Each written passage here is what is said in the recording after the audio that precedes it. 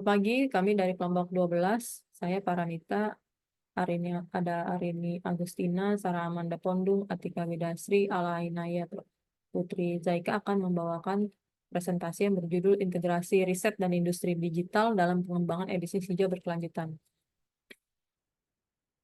Sebagai pendahuluan, seperti diketahui dalam 2 dekade terakhir ini sudah terjadi revolusi perekonomian global, terutama dengan munculnya e-bisnis yang membawa dampak meningkat perluasan akses pasar, terutama bagi usaha menengah dan kecil yang sudah tidak lagi terbatas dengan faktor geografis.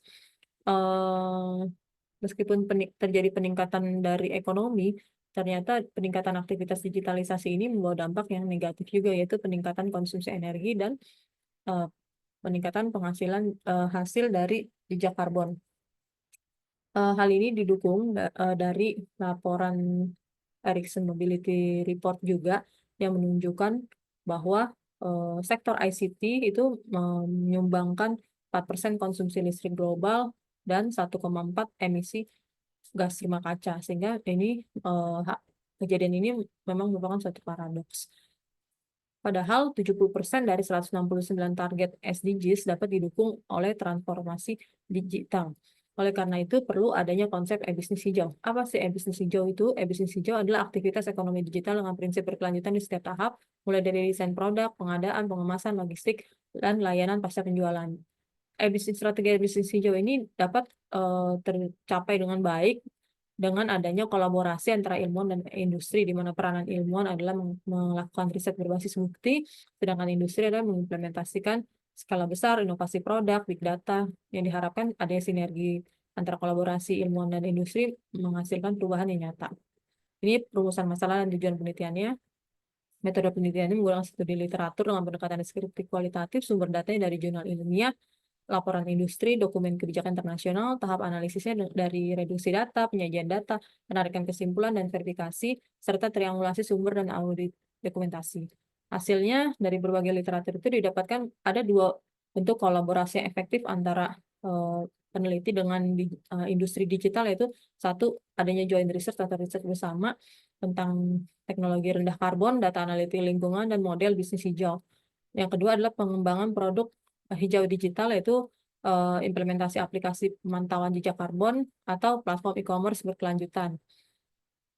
Hasil terdapat 4 strategi utama melalui Green Platform Development, yaitu marketplace produk ramah lingkungan, ekologistik, itu data dan AI untuk efisiensi pengiriman untuk mengurangi emisi, sirkularitas digital, transparansi rantai produk dengan menerapkan blockchain untuk tracking dampak lingkungan.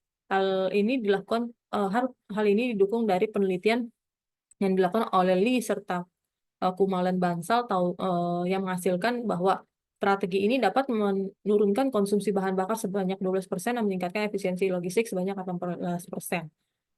Terdapat juga kontribusi terhadap SDG, yaitu SDG 9, 12, 13, dan 17. Ini berbagai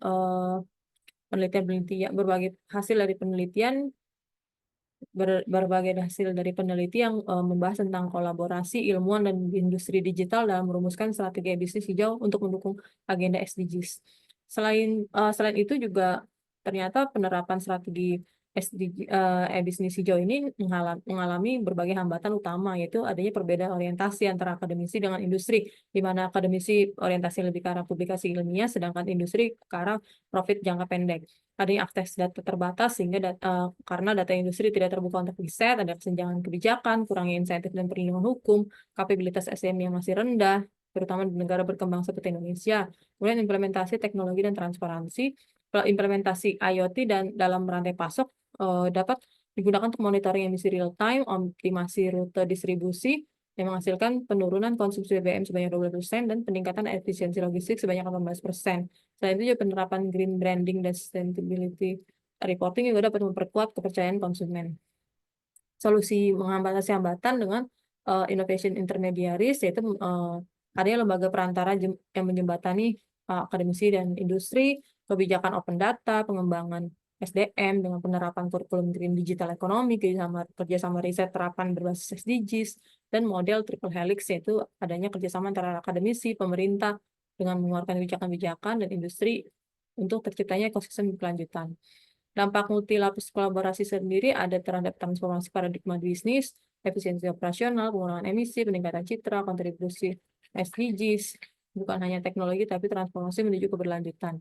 Sebagai kesimpulan, adanya kolaborasi ilmuwan industri digital merupakan elemen kunci bisnis hijau untuk SDGs, terbukti mempercepat inovasi berkelanjutan, meningkatkan efisiensi energi, dan memperkuat daya saing ekonomi digital ramah lingkungan. Faktor kuncinya adalah adanya kebijakan publik, keterbukaan data, dan kesiapan SDM. Sebagai rekomendasinya, ekosistem inovasi hijau terpadu, insentif fiskal, dan regulasi ramah inovasi, platform co-creation, dan integrasi indikator SDGs, serta kurikulum Green Digital Economy dan kerjasama riset terapan. Sekian presentasi dari kami. Apabila ada pertanyaan, silakan. Terima kasih.